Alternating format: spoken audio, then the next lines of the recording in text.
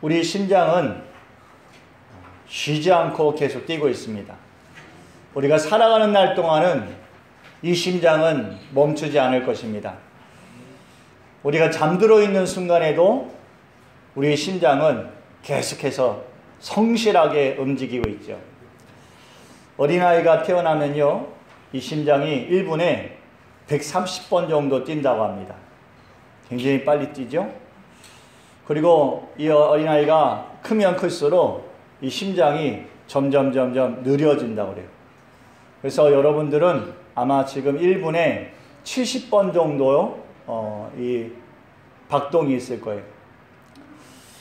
그런데 이렇게 성실하게 움직이던 이 심장이 멈출 때가 있습니다. 어린아이로부터 어른이까지 예외가 없어요. 우리가 알지 못하는 순간에 이 심장은 멈출 것입니다. 한 번 멈춘 심장을 다시 뛰게 할 수 있을까요? 예. 누군가 도와준다면 한 번 멈춘 심장은 다시 뛸 수 있습니다. 심폐소생술이라는 것이죠. 영상을 한번 볼까요? 급성 심근경색으로 갑자기 거리에서 쓰러진 50대 남성이 시민들의 도움으로 목숨을 구했습니다.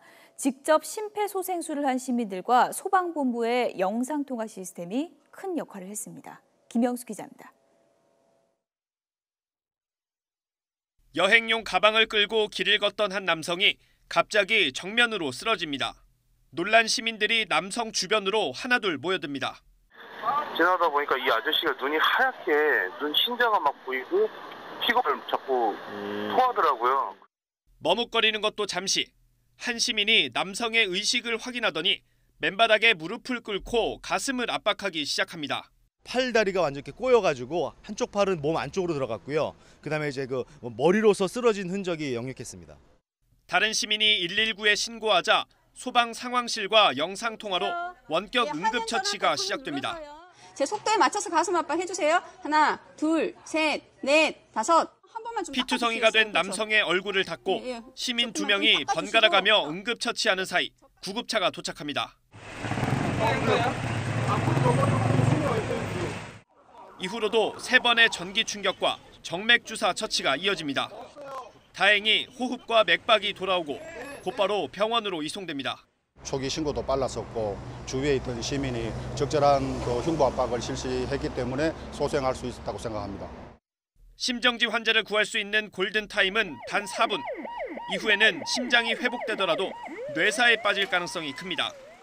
급성 심근경색으로 쓰러졌던 55살 김용호 씨는 시민들과 구급대원의 손길 덕에 사흘 만에 의식을 되찾았습니다. 그 사람 덕분에 저는 이제 또 새 삶을 찾고요. 만약에 그 사람이 몸 좋고 갔으면 저는 지금 여기 없겠죠. 저 땅속에 있겠죠. 그분이 엄청 고맙죠. 이웃의 어려움을 외면하지 않고 발빠르게 도움을 준 따뜻한 시민들의 관심이 두 남매와 아내를 둔 듬직한 가장의 심장을 다시 뛰게 했습니다. YTN 김영수입니다. 이렇게 성실하게 뛰던 우리의 심장이 멈췄을 때 누군가 이 심장이 다시 움직일 수 있도록 도와준다면 우리 심장은 다시 뛸 수 있습니다. 1분 안에 이렇게 심폐소생술을 하면 살아날 가능성이 97%라고 합니다. 2분 안에 심폐소생술을 하면 다시 심장이 뛸 가능성 90%, 3분은 75%, 4분 안에 하면 다시 살아날 가능성은 50%라고 그래요. 근데 4분이 지나고 나면 급격하게 줍니다. 5분에는 25%예요. 그래도 6분 안에 심폐소생술을 한다면 이 사람이 살아날 가능성은 3배나 높아진다고 합니다. 그렇다면 여러분, 우리의 영혼은 어떨까요? 우리의 영혼이 사단에게 사로잡혀서 죄의 종이 되어서 죄의 그늘 아래 살아갈 때 우리의 영혼을 붙드시고 우리의 영혼을 돕는 분이 계시다면 우리는 다시 살아나게 될 줄 믿습니다. 아멘. 그리스도의 은혜가 우리를 빨리 붙드시고 우리가 그 그리스도의 손길을 빨리 붙든다면 우리는 빨리 살아날 것이. 아멘. 하나님이 세상을 창조하시고 사람을 지으실 때 사람은 건강했어요. 몸이 건강할 뿐만이 아니에요. 하나님께서 사람을 지으실 때는요, 생명나무 열매 하나만 먹어도 영생할 수 있도록 하나님 우리를 만드셨어요. 우리의 영혼도 건강했습니다. 그런데 사람이 살면서 사단에게 사로잡히고 죄의 그늘 아래 살게 됐어요. 정결했던 영혼, 깨끗했던 영혼이 죄에 점점 물들게 되었어요. 하나님의 말씀을 벗어나서 살게 됐어요. 우리의 영혼이 죄를 짓고 죄의 종이 되어서 살아갔습니다. 하나님께서 계속 그들에게 사랑을 베푸셨지만 하나님의 사랑 안에서도 그 죄의 그늘 아래 벗어나지 못했어요. 오히려 죄를 즐거워하면서 살았습니다. 하나님을 가까이 알기를 싫어했어요. 결국 노아의 가족 외에는 다 하나님을 떠났지요. 타락의 길을 갔습니다. 홍수 이후에 하나님께서 다시 인간들에게 기회를 주시지요. 믿음의 삶을 살 수 있도록, 하나님을 경외하며 살 수 있도록, 새 출발할 수 있도록 하나님께서 기회를 주셨습니다. 그런데 다시 살아날 기회, 그 기회를 또 놓쳐버립니다. 죄를 떠나지 못한 것이지요. 성경에 많은 죄가 나와 있어요. 음행하는 것, 더러운 것, 호색, 우상숭배, 주술하는 것, 원수 맺는 것, 당짓는 것, 분쟁하는 것, 시기하는 것, 이기적인 욕심, 불화, 술취함, 정욕, 악한 욕심, 탐심과 노여움과 악의를 품는 것, 비방하는 것, 속이는 것, 이 모든 것들이 다 죄예요. 그런데 이 죄를 즐거워했던 것입니다. 그 더러운 것을 끊어버리면 좋은데 끊지 못하고 살아가는 거예요.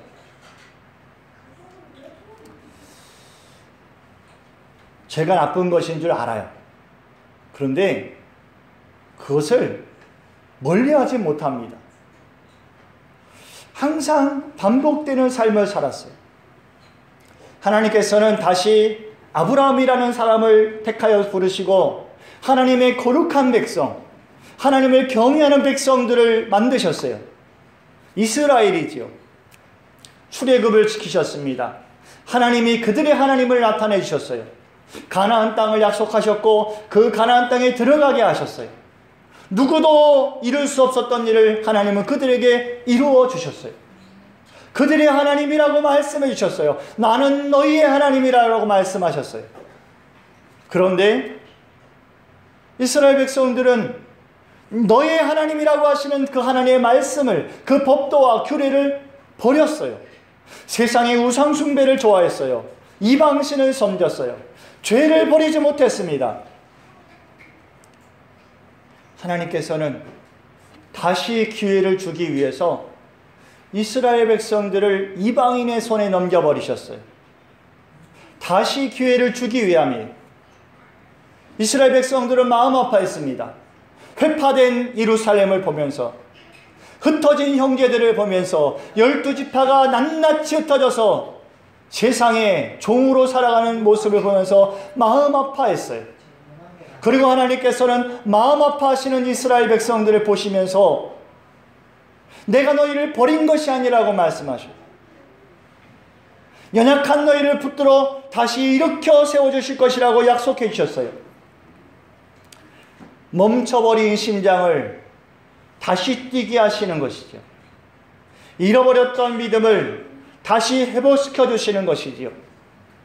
하나님은 내가 너희를 구원할, 너희를 온전하게 할, 해파됐던 예루살렘을 회복하고 흩어졌던 이스라엘 민족을 다시 모아 온전하게 할 메시아를 보내주시겠다. 하나님은 약속하셨어요. 그리고 오늘 본문 로마서 5장 6절 말씀에서는 그 말씀을 하십니다. 우리 읽어볼까요? 시작. 우리가 아직 연약할 때에 기약대로 그리스도께서 경건하지 않은 자를 위하여 죽으셨도다. 우리가 아직 연약할 때에 기약하신 대로, 약속하신 대로 그리스도께서 경건하지 않은 자를 위하여 죽으셨도다. 여러분, 하나님은요, 하나님의 약속을 지켜주셨어요. 우리를 다시 일으켜주시고 우리의 믿음을 다시 회복시켜주시고 멈춰버린 심장을 다시 뛰게 하실 그 약속을 하나님은 이루어주셨어요. 심폐소생술을 통해서 죽음의 문턱에서 다시 돌아온 사람들, 그 사람들이 한결같이 하는 말이 있지요. 고맙다는 거예요. 멈춰버린 나의 심장을 다시 뛰게 해주셔서, 끝나버릴 수밖에 없었던 나의 인생을 다시 시작할 수 있도록 해주셔서 고맙다는 거예요. 이스라엘 백성들은 감사해야 했습니다. 우리를 위해서 세상에 오신 예수님을 인하여 기뻐해야 했습니다. 또한 오늘 예수님 믿는 우리들도 예수님 믿음으로 기뻐해야 되고 감사해야 합니다. 죽음의 문턱에서 돌아왔어요. 다시 하나님의 자녀로 거듭났어요. 우리는 기뻐해야 돼요. 천국의 소망을 가질 때마다, 나에게는 하나님 약속하신 영원한 기업이 있지. 그것이 나에게 약속하신 하나님의 은총이지. 그러면 그것을 생각할 때마다 우리는 감사하고 기뻐해야 됩니다. 여러분, 하나님이 우리를 다시 살려주셨는데 왜 다시 살려주셨을까요? 우리가 그만큼 가치 있는 삶을 살았을까요? 사람의 생명은 소중해요. 누구의 생명도 허투루 버릴 수 있는 생명은 없어요. 하나밖에 없으니까요. 그러면 여러분, 우리가 하나님의 생명을 주셔서 다시 살려주실 만큼, 그만큼 가치 있는 삶을 살았냔 말입니까? 여러분, 왜 하나님 우리를 살려주셨을까요? 우리를 사랑하시는 그 하나님의 사랑이 변함이 없었기 때문입니다. 우리가 죄의 구렁텅이에 빠져서 허우적거려도, 우리를 깨끗하게 씻어 새 옷을 입혀주셔도, 우리가 다시 죄 가운데 빠졌을 때에도 하나님 우리를 버리지 아니하시고 우리를 향하신 그 사랑을 여전히 변함없이 우리에게 베풀어 주시기에 하나님 우리를 사랑하심으로 그 약속하신 은혜를 허락해 주신 것이, 예수님은 하나님의 사랑을 아셨어요. 날마다 그 백성을 버리지 못하시고 날마다 그 백성을 향하여 눈물을 흘리시는 하나님의 사랑을 예수님은 아셨기에 기꺼이 세상에 오셨고 이 세상에서 생명을 우리를 위해서 내어주시고 우리를 구원하시기를 기뻐하신 것이에요. 로마서 5장 7절 8절에서 이렇게 말씀하십니다. 시작. 의인을 위하여 죽는 자가 쉽지 않고 선을 위하여 용감히 죽는 자가 혹 있거니와 우리가 아직 죄인 되었을 때에 그리스도께서 우리를 위하여 죽으심으로 하나님께서 우리에 대한 자기의 사랑을 확증하셨느니라. 세상에는요, 이 세상에는 의인을 위하여 죽는 자가 없다는 거예요. 무슨 말입니까? 나 하나 살기도 힘든데 나보다 더 훌륭한 사람을 위해서 내가 죽을 수 있겠냐 이 말이죠. 여러분, 우리가 미국을 돕습니까? 미국이 우리를 돕습니까? 안 돕는 겁니까? 서로 자기 이익만 챙기고 있는 겁니까? 여러분, 우리가 선교사님들이 100년 전에 우리나라에 온 걸 우리가 봤어요. 여러분, 우리가 미국을 그때 도울 수가 없었어요.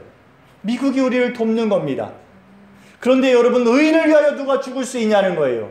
우리가 그때 조선 땅이 그때 미국을 어떻게 도울 수 있냐는 거예요. 그럴 수 없다는 거지.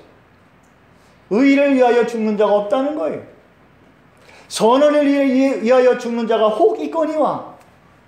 선인을 위하여 내가 빚을 졌어요. 내가 빚을 졌기에 그 사람에게 은혜를 갚기 위해서 죽을 수 있는 사람이 혹 간혹 한 명이나 있을까 말까 하다는 겁니다. 하물며 세상에 고통을 주고 아픔을 주었던 죄인, 사람에게 피해를 주고 고통을 주었던 죄인, 그 죄인을 위해서 누가 죽을 수 있냐는 거예요. 이 세상에는 없다는 거예요. 그런데 우리가 아직 죄인 되었을 때에 그리스도께서 우리를 위하여 죽으셨다는 겁니다. 하나님의 사랑을 아시기에, 우리를 여전히 사랑하시는 그 하나님의 사랑을 아시기에 예수님은 이 세상에 오셔서 우리를 위해서 생명을 내어주신 거예요. 여러분, 우리가 어떻게 살았습니까? 우리 조금만 기분 나빠도 참지 못하고 내게 손해를 주면 금방이라도 갚아주고, 아니 2배 3배 갚아줘야 속이 시원하고 이겼다고 좋아하고, 눈은 눈으로 이는 이로 갚아야 성이 풀리는 그런 사람들 아닙니까? 그런데 그런 우리를 위해서 예수님의 생명을 내어주신 것. 그러나 여러분, 아직도 우리에게 죄성이라는 게 남아있어요. 예수님이 우리의 죄를 씻어주셨는데도 우리 안에는 죄성이라는 게 남아있어요. 예전에 습관들이 남아있단 말입니다. 죄에 물들어 살고 하나님을 알지 못하고 자기 마음대로 살던 그 습관들이 아직 우리에게 남아있어요. 그런데도 여전히 주님은 우리를 사랑하셔요. 아닙니까? 그런데도 여전히 우리를 사랑하셔요. 죄가 있는 곳에 은혜가 더 있다 하지 않습니까? 우리가 죄를 생각하고 우리의 죄를 돌아볼 때마다 우리는 예수님께 감사할 수밖에 없고 감격할 수밖에 없어요. 우리 사도 바울의 고백을 알고 있지 않습니까? 예수님이 하신 말씀을 알고 있어요. 마음은 원이로되 육신이 약하도다. 네 안에는 육신의 법과 사망의 법이, 성령의 법이 싸우고 있다 하지 않아요? 여러분, 그게 우리의 자신이. 그런데 예수님 우리를 여전히 사랑해 주셔요. 자기의 피로 죄값을 대속하시고 하나님의 사랑을 확증하여 주시기를 기뻐하셨어요. 우리가 여러분 지은 죄를 다 말로 할 수가 없습니다. 아직도 죄의 유혹에 흔들릴 때가 많지요. 그럴 때 여러분, 하나님의 사랑을 생각하십시오. 그리고 십자가 앞에 나아가십시오. 하나님이 왜 우리를 외면하시겠습니까? 예수님이 왜 우리를 모른다 하시겠어요? 하나님께서는요, 예수님을 죽음에서 살려주셨어요. 그리고 하나님이 기뻐하시는 아들로 부활하게 하시고 하나님 보좌 우편에 앉아 하나님과 영원한 영광을 누리게 하셨습니다. 또한 여러분, 그 예수님의 부활하심의 생명의 역사는 오늘 우리에게도 주신 하나님의 은혜입니다. 영원히 사랑하시기 위해 생명을 주셨고 다시 부활의 은혜를 우리에게 주시고 우리도 하나님의 자녀와 백성 되어서 하나님의 영광 나라에 거하게 하시기 위해서 우리에게 그 부활의 은혜를 허락하시는 줄을 믿습니다. 여러분, 그렇기 때문에, 그러므로 우리가 그 은혜와 사랑을 입었으므로, 우리가 그 보혈의 은혜를 입었으므로 우리는 늘 구원받은 은혜에 감사하면서 다시 죄에 물들지 않기를 힘쓰면서 다시 죄를 즐거워하지 않기를 힘쓰면서 믿음으로 살아야 할 줄 믿습니다. 힘쓰십시오. 힘쓰십시오. 힘쓰십시오. 나약하지 마십시오. 흔들리지 마십시오. 더 견고하여서 연약한 자를 붙들어 주시는 그 하나님의 손길을 붙드시기를 바랍니다. 하나님은 연약한 자의 하나님이십니다. 말씀을 정리하고 마치겠습니다. 여러분, 우리가 연약할 때 우리가 스스로 일어날 힘이 없었어요. 우리가 연약할 때 하나님 나라의 소망을 우리가 스스로 가질 수가 없었습니다. 그래서 하나님 우리를 더 붙들어 주기 원하셨고 우리에게 영원한 소망을 주기를 하나님 원하셨어요. 야곱이라는 사람이 있지 않습니까? 형 에서의 축복을 빼앗고 그 축복을 자기가 받고 빈손이 되어서 아버지의 집을 떠나 삼촌 라반의 집으로 도망을 갑니다. 광야에서 잠들었어요. 돌베개를 들고 자는데 하나님께서 그에게 꿈을 주십니다. 천사의 사닥다리가 있어서 천사들이 오르락내리락 해요. 하나님은 그 꿈에서 깨어난 야곱을 축복하여 주십니다. 그 꿈을 주시는 하나님이 그를 축복하여 주시는 겁니다. 아무것도 없이 연약함에 빠져서 다시 고향의 땅에 돌아오기만을 원하는 그 심령을 하나님이 살피시고 은혜를 이루어 주시는 것이죠. 야곱은 라반의 집에서 하나님이 주신 복을 얻습니다. 거부가 되죠. 그리고 고향 땅으로 돌아옵니다. 고향 땅으로 돌아가기 그 전에 야복강 나루터에 앉았어요. 그런데 그 형 에서가 자기를 잡으러 온다는 얘기를 듣습니다. 다시 야곱은 연약해졌어요. 자기가 할 수 있는 것이 아무것도 없어요. 자기의 재산들을 앞으로 앞대를 지어서 보냅니다. 그런데도 자기가 살 가능성이 없어요. 야곱이 어떻게 합니까? 약복강 나루터에 앉아서 무릎을 꿇습니다. 하나님밖에 붙들 것이 없어요. 하나님밖에 의지할 것이 없어요. 야곱이 연약함에 하나님 앞에 엎드렸을 때 하나님께서 누구를 보내십니까? 천사를 보내십니다. 기도하던 야곱이 천사와 씨름을 합니다. 하나님 나를 축복하지 않으시면 내가 놓을 수가 없습니다. 여러분 그 말이 뭐예요? 지금 나를 살려주실 분은 하나님밖에 없다는 거예요. 당신이 나를 살려주지 아니하시면 나는 죽습니다. 끝까지 붙들지요. 하나님께서 야곱을 축복하여 주시는데 창세기 32장 28절에 이런 축복을 주십니다. 우리 읽어보겠습니다. 시작. 그가 이르되 내 이름을 다시는 야곱이라 부를 것이 아니요 이스라엘이라 부를 것이니 이는 내가 하나님과 이 사람들과 두고 이겼습니다. 이제는 내 이름을 야곱이라 부르지 않을 것이다. 너를 이스라엘이라 할 것이다. 왜요? 네가 하나님과 및 사람들과 겨루어 이겼기 때문이다. 누가 이겼다고요? 하나님과 사람들과 겨루어 이겼다는 거예요. 하나님도 이겼대요. 야곱이요. 여러분 하나님이 야곱에게 지신 겁니까? 안 지셨습니까? 하나님이 이기신 겁니까? 그거 뭡니까? 예? 하나님이 야곱에게 저어주신 거예요. 왜냐하면 야곱은 연약한 자로 하나님 앞에 엎드렸기 때문이에요. 연약한 자로 하나님 앞에 엎드렸을 때 하나님은 야곱을 걷어차지 않으셨어요. 그 야곱을 붙들어 주십니다. 너가 형의 에서를 만나도 죽지 않을 것이라는 약속을 주시고 인생을 붙들어 일으켜 주실 것이라는 약속을 주셔요. 너는 야곱이 아니다. 너는 이스라엘이다. 이사야 선지자를 통하여서 이스라엘 백성에게 하나님이 축복하실 때에 이렇게 축복하십니다. 이사야 41장 14절이요. 시작. 버러지 같은 너 야곱아, 너희 이스라엘 사람들아, 두려워하지 말라.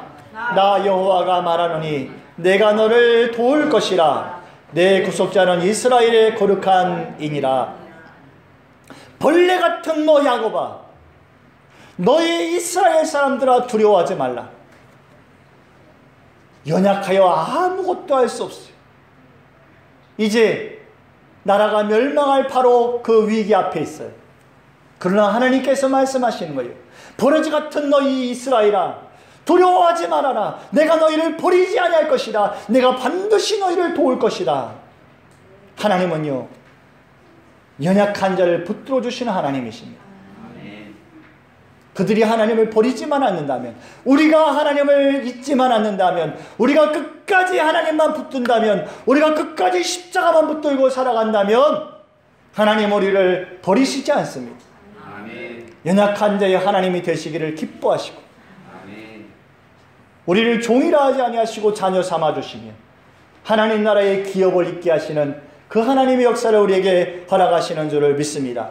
아멘. 여러분과 저희의 삶이 이제는 연약한 자를 붙들어 강하게 하시는 그 은혜 아래서 날마다 믿음으로 승리하는 복된 삶이 되시기를 축원합니다. 기도드리겠습니다.